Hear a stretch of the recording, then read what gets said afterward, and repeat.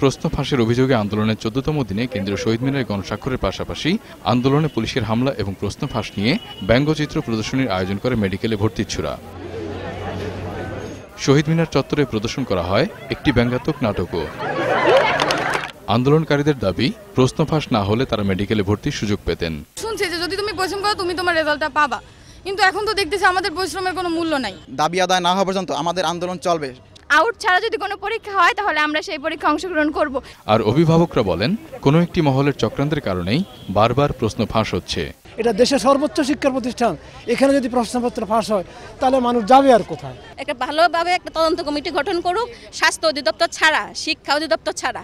আমরা তো চিন্তা করছি আগের দিন প্রশ্ন আউটে ধরা পড়ছে, তার মানে কি প্রশ্ন চেঞ্জ হবে? সে সময় মেডিকেলে সুযোগ পাওয়া দুজন আন্দোলনে সংহতি জানাতে আসলে ভুল বোঝাবুঝির সৃষ্টি হয়। তারা বলেন, পুনঃ পরীক্ষা হলে তাদের আপত্তি নেই। শুধু বলছি যে আমরা চান্স পেয়েছি দেখে কি আমাদের বাবা মা নিয়ে এরকম গালি দেওয়ার ১৫ টাকা দিয়ে কোশ্চেন পাও, ১৫ লাখ দিয়ে পাও, সবার বাবা মার কি এত এবিলিটি থাকে? তারা বিষয়টা ঠিকমতো করতে পারেনি, তার জন্য আমি সাপোর্ট দিছি। যা চান্স পানি তাদের বাবা মা সাপোর্ট দিতেছে, ঠিক আছে। মাঝখান থেকে কিছু স্বার্থবাদী লোক লাভ পাইতেছে। পরে আনুষ্ঠানিকভাবে ৪ অক্টোবরের কর্মসূচি ঘোষণা করা হয়। আমরা কালকে 10টায় শহীদ মিনারে একত্রিত হচ্ছি সবাই।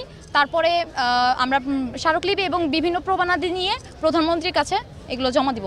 মফিউর রহমান, ২১ টেলিভিশন, ঢাকা। আমরা 10টায় এখানে উপস্থিত হব, তারপরেই আমরা যাব।